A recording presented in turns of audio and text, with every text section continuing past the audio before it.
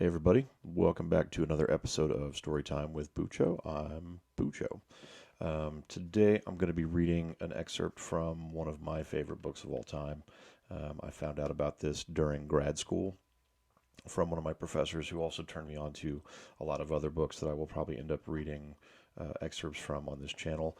But this one in particular I just recommended to a friend recently who also fell in love with it, which is a great feeling. Because it's such a massively bizarre book. And it's Salvador Plascencia's The People of Paper. This is a highly experimental book. It messes around with formatting quite a bit, storytelling. It's very meta in a lot of ways.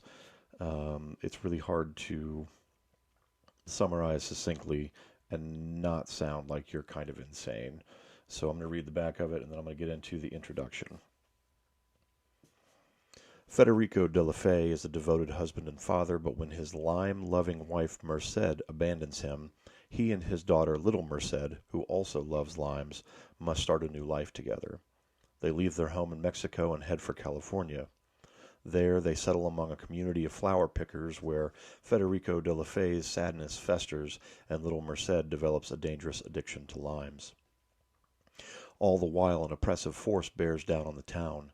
When the identity of this mysterious oppressor is finally revealed, the story takes an unexpected turn and moves towards its magical, breathtaking end. A mesmerizing debut novel about the anguish of lost love, The People of Paper marks the arrival of an incredibly talented new writer.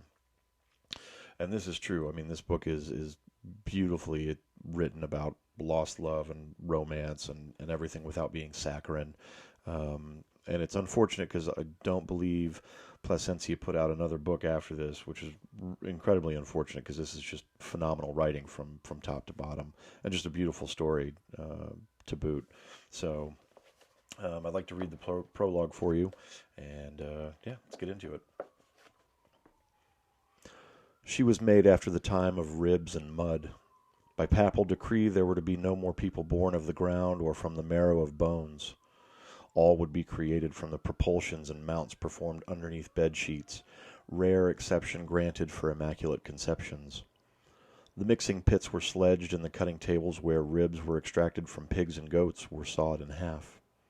Although the monks were devout and obedient to the thunder of Rome, the wool of their robes was soaked not only by the salt of sweat, but also by that of tears.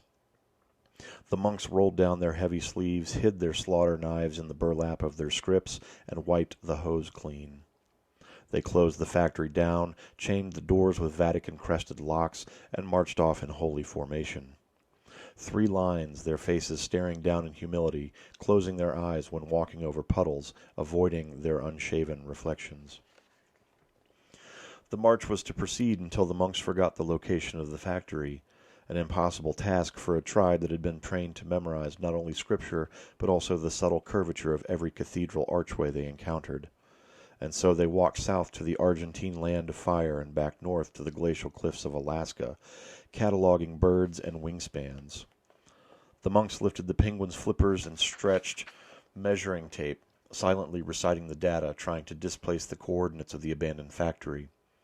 After scribbling the figures onto their scrolled parchment, they rejoined their marching formation and counted off in their assigned order, skipping the 53rd number, an unaccounted monk who had been lost miles before in the desert's basin. And though she was born inside the factory, she was not a daughter of monks.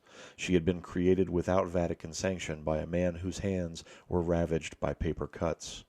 His name was Antonio, and like all stories of creators who bring life from the dead, his story began with a struggling butcher who chased a gray cat, caught it, took off its studded collar, and slit its throat. The fur and organs were scraped from the cutting board into the trash bin, and the warm meat was placed in the refrigerated display case with a skewer and flag that read, "Feline, $3.15 a pound."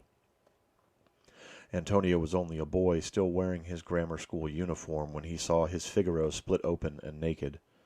At the counter, without crying, he pulled 6 bills from his pockets and ordered 3 pounds of feline. Antonio received Figaro wrapped in the white of butcher paper, and while there was sadness and the urge to change from his grammar school uniform to one of mourning, he resisted, instead walking to the stationery shop, buying the Sunday edition and a roll of hand-pressed construction paper. Locked in his room for 3 days, he folded and tore away at the paper. On the second day, and after 33 paper cuts, all minor except for one that cut deep into the meat of his hands, there were 13 perfect origami organs and ropes of wound capillaries and veins made from tissue paper. When he unwrapped Figaro from the butcher paper, there was still warmth in the cat's body, despite the gutting and the hours of refrigeration. The paper heart went in first, followed by the main veins and then the smaller capillaries. Antonio connected liver and lungs, the stomach and newsprint digestive tract, patching the belly with college-ruled sheets, and before the last layer of crumpled paper could be flattened, Figaro was playing with his tail. It was through this experience with the marvels of paper and his pet cat that Antonio discovered his calling. After 5 years of medical school and lab experiments with series of radial pleats and reversed folds, Antonio became the first origami surgeon. Medical journals tried to discredit the merits of paper. They said the velocity of the circulating blood would punch holes through the compressed wood pulp, supporting their claims with hand-drawn charts of exploding hearts. But Antonio's hearts never leaked or burst, and as a tribute to his doubters, he shaped the cardiovascular walls using the index pages of the journals. His only failure was a liver that broke down into cellulose fibers, after which microscopic chunks of paper were found in the bloodstream of a San Isidro woman. But she drank so much Irish whiskey it was a wonder she had even lived past menopause. But it was not his detractors that ended his career as an origami surgeon. Antonio's medical art was made obsolete by the innovation of Swedes. Bioengineering replaced paper and forced Antonio's scarred knuckles and hands into retirement. He bought a folding table and moved from street corner to street corner, laying out his paper hearts and kidneys and yards of capillaries. Falling from the prestige and sterility of a surgeon to the dust and anonymity of a street vendor, Antonio found no one wanted paper organs anymore. So he unfolded the hearts into turtles and the kidneys into swans, and he tied the braided capillaries around the necks of the tiny paper animals like leashes. And soon a crowd like the one that gathered around the wicker basket of corn and tekeskeet bread began to encircle Antonio's table. The crowd shouted the names of animals, and Antonio folded on cue. They loved the creatures he created. Even men who carried sickles and whose hands and soles were worn and splintered, men who were callous not only to the feel of silk, but also to the beauty of landscapes, because all they ever saw was terrain and toil. Even they, after sliding their sickles into their belt loops, pulled at the tails of paper swans and watched the flapping wings. And impatient lawyers and city clerks, who had never in their lives felt the grip of a hoe or sickle, but had tasted the silver of salad forks and steak knives, waited behind women and grandchildren to witness Antonio's foldings. These men, who admired the precision of paper beaks and the excellent architecture of the Pegasus's wings, had forgotten that they themselves had once laid on Antonio's operating table, and that their own hearts had been replaced by paper. It was in these times that Antonio's fame approached that of other great craftsmen. Sanillo, the rope weaver, and the late Senor Cacique, whose ladders had long ago stopped being used for climbing and now adorned the inside of the Guadalajara Cathedral. Yet despite the respect and celebrity that origami animals brought, Antonio suddenly abandoned what had become a coveted vending post. Leaving behind the folding table and 2 neat rows of animals, he retired his sideshow of paper animals and went in search of a nobler purpose, looking for the factory. When it was obvious that Antonio would not return to his post, his origami was praised by the clergy, and those who felt a debt in their conscience offered the folding paper as penance. The swans and unicorns began appearing along with the Eucharist on altar shelves. Even later, when Antonio defied papal authority and trespassed on what was classified Vatican property, the Church held that his origami creations were commissioned by the hand of God and fit within the guidelines of sacred art described in the strictures of Vatican II. And though Antonio's excommunication papers were filed, the figurines were allowed to remain on the altars. Antonio followed church rumors that had passed from cardinals to priests and then down to rectory altar boys. He visited every one of the cities they mentioned and asking for the whereabouts of the factory. Those who did not ignore him simply shrugged or pointed to a skyline of smokestacks.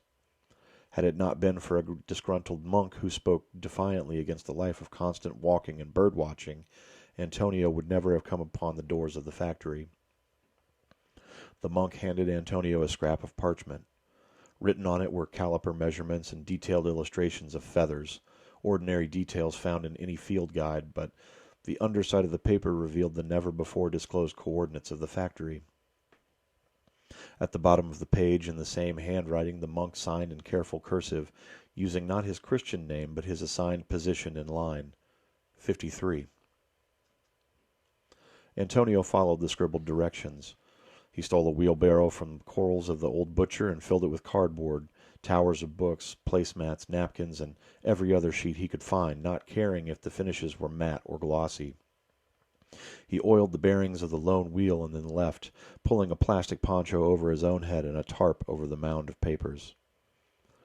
On a Tuesday, when the windy world was soaked and covered in gray clouds, Antonio found the factory. It took his wrinkled arms and liver-spotted hands 4 hours to saw through the reinforced platina of the Vatican-crested locks.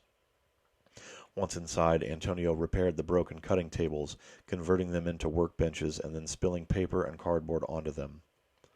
Antonio split the spines of books, spilling leaves of Austin and Cervantes, sheets from Leviticus and Judges, all mixing with the pages of the Book of Incandescent Light. Then Antonio unrolled the wrapping paper and construction paper and began to cut at the cardboard and then fold. She was the first to be created. Cardboard legs, cellophane appendix, and paper breasts. Created not from the rib of a man but from paper scraps. There was no all-powerful God who could part the rivers of Paisan and Gihon, but instead a twice-retired old man with cuts across his fingers. Antonio was passed out on the floor, flakes of paper struck to the sweat of his face and arms, unable to hear the sound of expanding paper as she rose. His hands were bloody, pooling the ink of his body on the floor, staining his pants. She stepped over her creator, spreading his blood across the polished floor, and then walked out of the factory and into the storm. The print of her arms smeared, her soaked feet tattered as they scrapped against the wet pavement, and turned her toes to pulp. Again, this is a fantastic book. It's really beautifully written, and I think you would do yourself a huge favor going out and buying a copy. It is exceptionally weird, but I think once you get to the heart of it, you'll find that it's a really lovely book. So thanks for tuning in. Hit subscribe on the video if you like what you're hearing, and check out the description below for more information. And thanks. We'll see you next week.